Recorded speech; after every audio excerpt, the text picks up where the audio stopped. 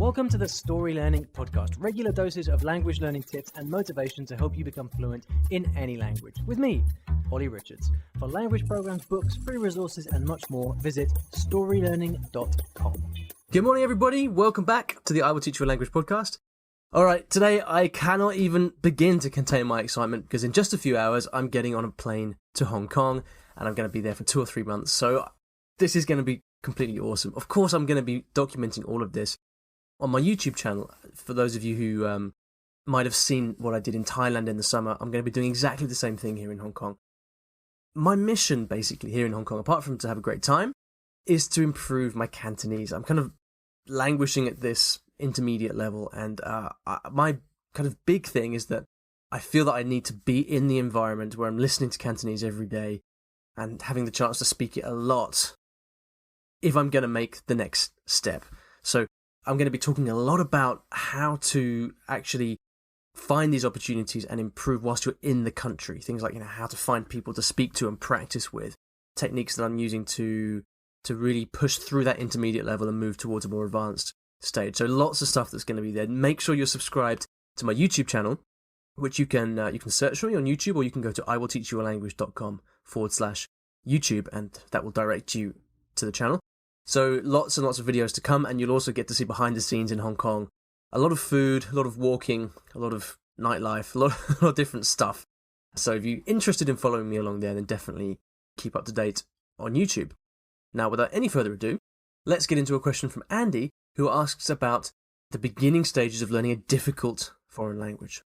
Hi, Ollie. This is Andy Roberts in Oregon on the west coast of the United States. Thank you for your podcast series. I just finished listening to number 134, dealing with frustration in Chinese, and I'm using that kind of as a starting off point for a more specific question.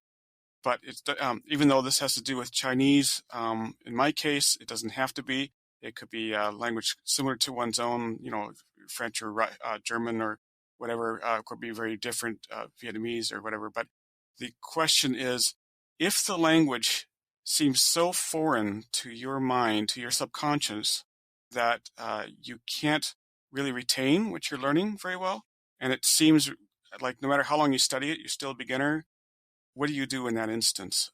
I'm sure with all the languages you've studied, you've run across that at least once, where it's just, you could try different techniques. You could, you could focus on the sentence, the dialogue, or the word. It doesn't really matter. You do a lot of listening, a lot of speaking. The speaking could be fun. You could be motivated to learn the language. But anyway, that's the struggle that I'm having. What do you advise in that situation? Thank you. Okay, Andy, thank you very much for a great question. Now, what Andy's talking about here is the difference between the gap between your language and the language that you're learning. And in the case of Asian languages, and Andy mentioned Chinese in particular, if you're an English speaker and you've ever tried to learn a language like Chinese, or actually any Asian language, especially any tonal Asian language, you're going to recognize this feeling of the language being so different from your mother tongue, that it just seems like you never make any progress. It always just seems really, really foreign. And in my experience, this is definitely the case with Asian languages. And I'm much better at it now, because having learnt Japanese, Cantonese, Arabic, and Thai, at least, to a kind of beginner conversational level, I kind of know what to expect now, and I know what the process is like. But when I first learned an Asian language, which was Japanese, that very much was not the case. You've probably heard me talk about this before, but, I had some pretty good success with Romance languages, and I moved to Japan, and I wanted to learn Japanese, and this was going to be my fifth foreign language, and I thought it was going to be easy. I thought, I'm going to be in Japan, I'll talk loads, I'll be fluent in a couple of months. Of course, that did not happen. Not even in a couple of years. And looking back on it now, I've got a bit more of a mature head on me, and I kind of know what to expect. And what to expect is this. You need to leave. There's always going to be a certain familiarity period, which is to say a certain period of time that you need to kind of be surrounded by the language for it to become normal and for you to get used to it. Now, in terms of how long that is, I've always found that 6 months is a pretty reliable time frame. When I've studied very different languages before, and I'm working on them on a pretty much daily basis, or certainly quite a lot every week, I found that I always tend to turn a corner after around 6 months, and so I kind of deduce from that that's the period that you kind of have to wait in order for it to become less different.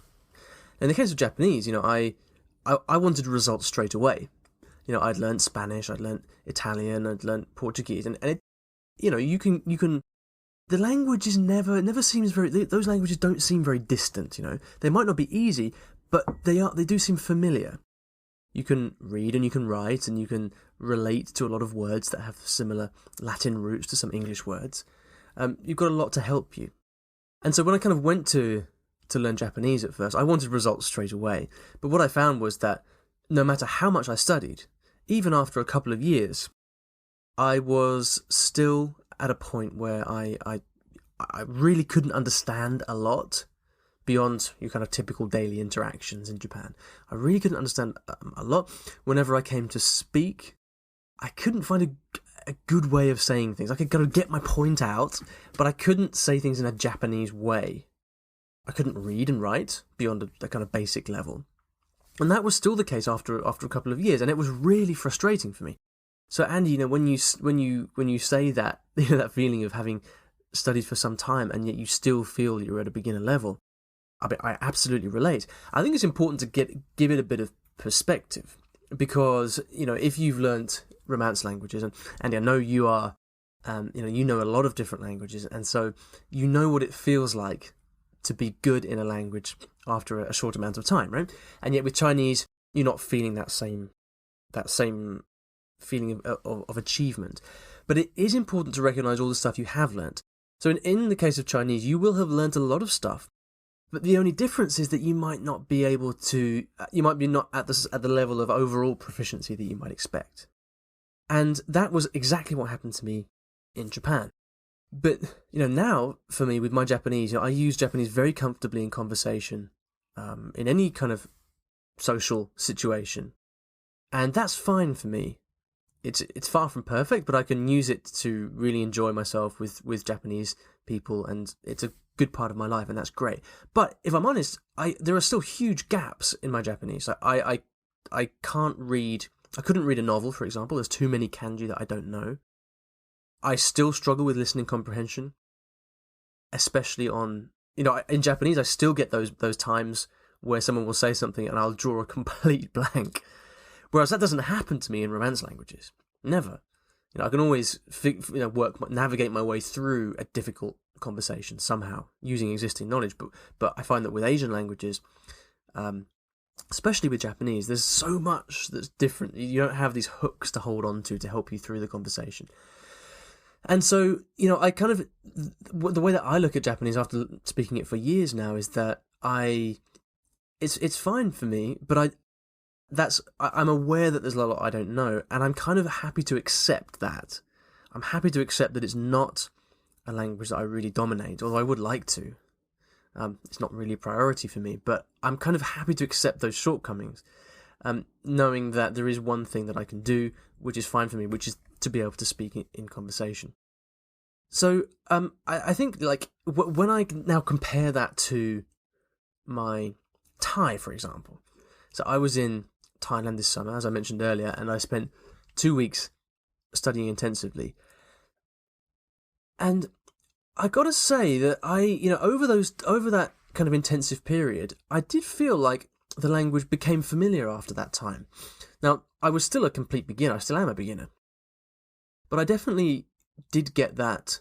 When I came to speak at the end of those 2 weeks with my teacher, it had become kind of normal. And it didn't seem too distant and too foreign.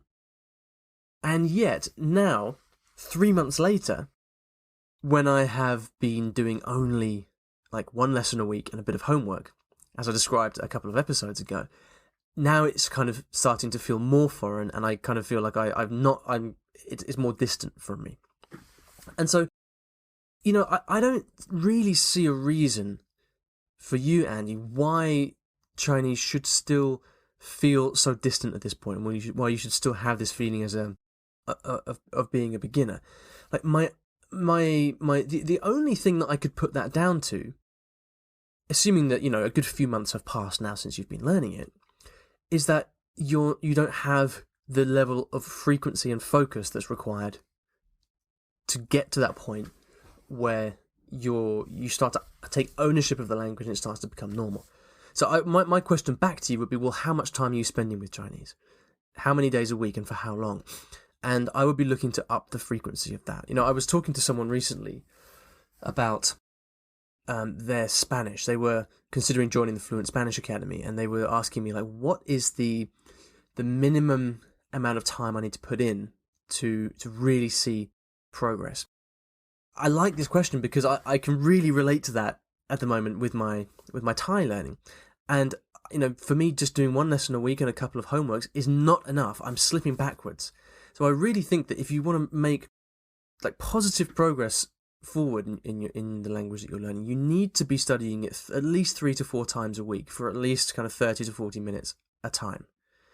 That's and if you look at that in the case of, I'm not sure how many hours there are in a week, but if you think that like you're only spending 2 or 3 hours a week with your language, it's a tiny amount. You need to spend time with the language. You need to be surrounded by it in order to get you over that familiarity hurdle. And so, like, Andy, like, I guess I assume that you are learning multiple languages at the moment. So the path that I would steer you down is to say, look, if you really want to see this progress in Chinese, if you want to move beyond the beginner stage, and you want it to become more familiar, you want to kind of start to feel like you own the language, something has to give. Maybe that means that you put another language on hold. Maybe that means that you just study more in general. But one way or another, what you've got to do is increase the frequency and your depth of focus. And I would really be looking at, for you, like doing like an hour a day on Chinese. And the challenge for you is how to make that work in and around the rest of your life. But with these difficult Asian languages, you've got to have that depth of focus. Otherwise, you'll never get push through the gap. So increase the amount of frequency, increase how often you're studying, do it in more depth, spend more concentrated time listening and reading, and regular speaking. It's back to basics, really. I suspect that in your case, because you're a real language guy, you're probably spreading yourself too thin, and you just can't get that depth of focus. So I hope that's helpful. As with so many things, it's all about going back to basics, isn't it? And often, and I suffer from this as well, often as we kind of get more advanced and we maybe think we can handle more than we possibly can, that's when corners start to get cut and the overall effectiveness of what we do starts to dip. If you would like to ask me a question, I'm going to give you a link where you can come and do that, just like Andy did. It is iwillteachyoualanguage.com/ask. ASK. I'd love to hear from you, and I answer every question that comes through, providing that it's relevant.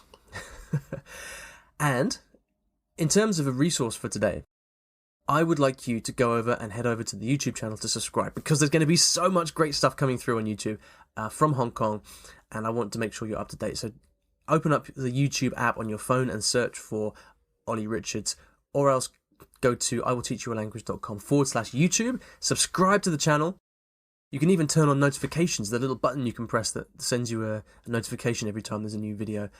So that way you can see exactly what's going on in Hong Kong. I'm going to really try hard to talk about what I'm doing every day to push through this intermediate plateau in Cantonese. Hopefully that's going to be really helpful to many of you who I know are kind of more advanced in language learning and looking for those extra tips. So there we go. I've got to go now because I have to catch a flight, and I've got to go all the way to Heathrow Airport. But I'll talk to you very soon. Thanks for listening, and have a fantastic day. Thanks for listening to today's episode, and in case you didn't already know, I teach languages in a rather unusual way, through stories. Now, stories are a great way to learn a new language because when you're engrossed in a story, you remember things more easily, and the mechanics of the language just start clicking inside your brain. It's quite something, and if you'd like to find out how you can learn a new language or improve your skills in a language that you already know and do it with the power of stories, then you should check out my free story learning kit, which will teach you exactly how this method works. works and how you can use it yourself to learn a new language. Visit storylearning.com/podkit. That's PODKIT to get free access. Inside, you'll find explanatory videos, masterclasses, worksheets, short stories to practice with, and much, much more. Once again, that is storylearning.com/podkit, PODKIT. And if you're lucky, you might also find a link in the podcast description or show notes of this episode.